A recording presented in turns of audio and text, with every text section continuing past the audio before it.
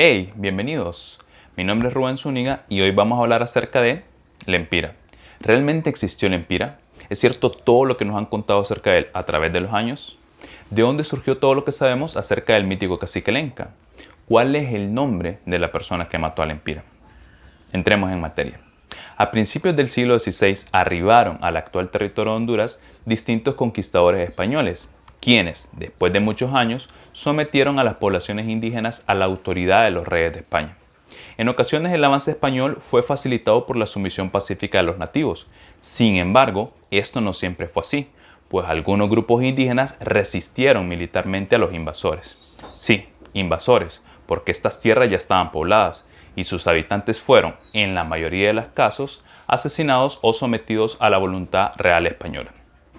Para 1530, los españoles habían conquistado la costa norte de Honduras y fundado una serie de poblados para reafirmar su autoridad sobre esa zona.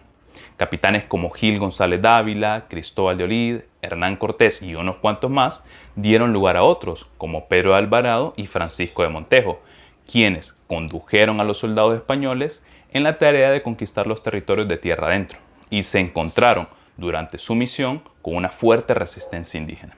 Ahora sí, Lempira. Las investigaciones históricas que se han realizado con el paso de los años han rescatado no una, sino dos versiones un tanto distintas acerca de la historia de Lempira. Versión número 1.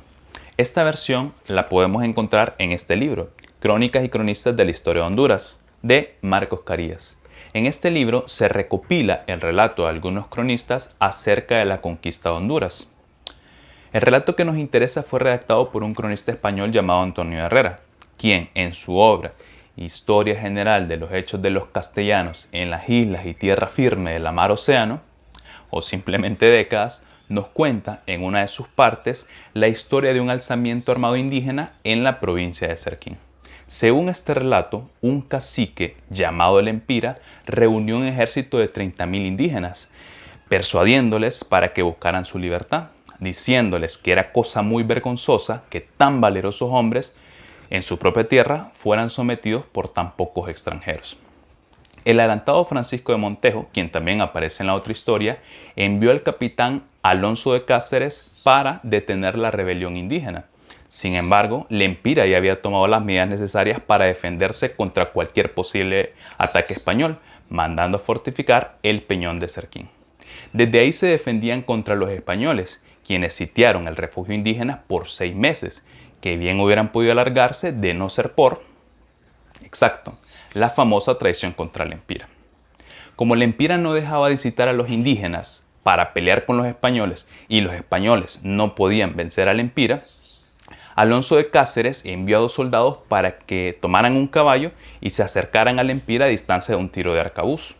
Uno de ellos tenía la misión de entablar diálogos de paz con Lempira, mientras el otro debía aprovechar la ocasión para dispararle. Y así sucedió.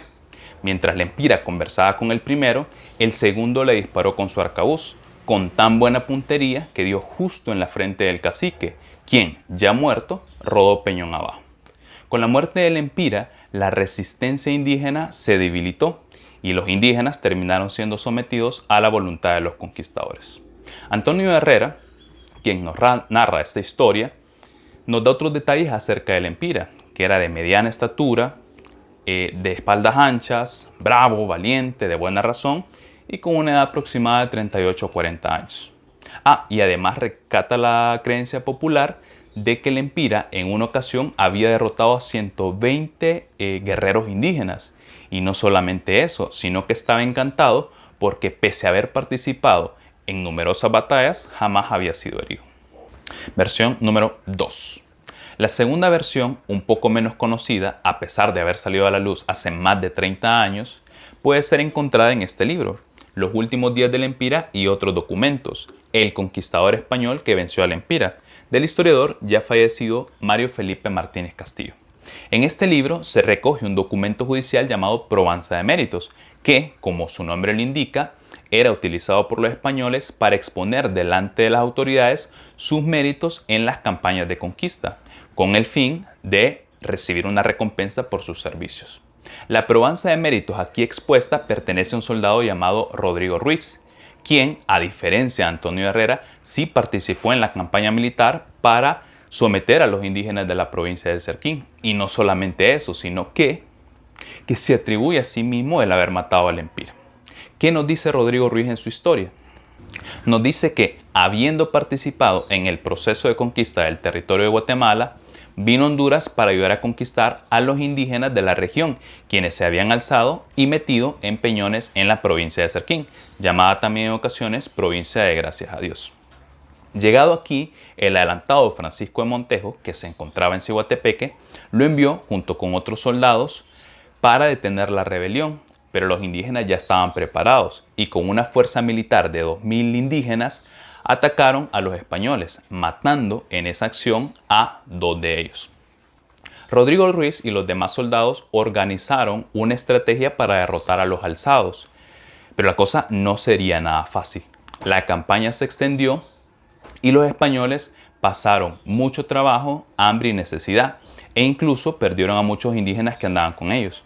Sí, durante la conquista, algunos indígenas fueron utilizados en las compañías militares de los españoles.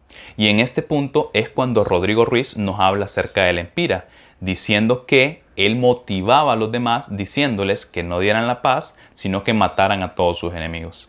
En ambas historias se nos muestra al Lempira con esa determinación hacia la guerra. Y es lógico creerlo, pues por todos los abusos que cometían los conquistadores contra los indígenas, a estos últimos no les quedaba otra opción. Pero volvamos a la narración. Rodrigo Ruiz nos dice que cuando el panorama se puso complicado y no había avance, recibieron órdenes de Francisco de Montejo para regresar a Ciguatepeque y reorganizar la estrategia de lucha contra los indígenas. Cuando estaban a punto de salir, recibieron un ataque de los indígenas, quienes quemaron su campamento y desenterraron el cuerpo de los 2 soldados que habían matado e incluso los colgaron en unos pinos. Y en esta parte de la historia, Rodrigo Ruiz se nos presenta como el soldado más valiente de la historia. Dice que, viendo que estaban en tan grave peligro, pues tenían a muchos soldados heridos y era de esperarse que muchos indígenas más se sumaran a la lucha, él tomó su espada y su escudo y se introdujo entre los ejércitos indígenas hasta llegar donde estaba el Lempira, pues como lo habíamos mencionado, era él quien incitaba a los demás. Luchó contra el Lempira, quien iba vestido con las ropas de los soldados que habían desenterrado, y en un combate cuerpo a cuerpo lo mató y le cortó la cabeza para llevarla ante su capitán. Con la muerte del Lempira, la resistencia de los indígenas se debilitó y terminaron siendo sometidos a la autoridad de los españoles. Sin embargo, este no fue el único foco de resistencia de los indígenas contra los conquistadores, pues a lo largo de todo el territorio de Honduras, distintos movimientos armados liderados por otros caciques se enfrentaron contra los invasores para detener su avance, y en algunas regiones incluso grupos indígenas nunca fueron conquistados.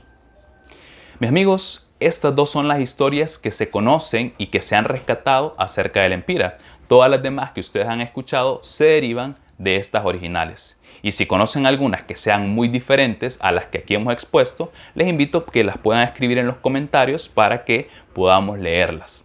También, si tienen alguna pregunta o algún comentario, pueden escribirlo aquí abajo. Y por último, solamente les pido su like, que se suscriban al canal y que escriban sugerencias de otros temas que les gustaría que tratáramos en este lugar. Hasta luego.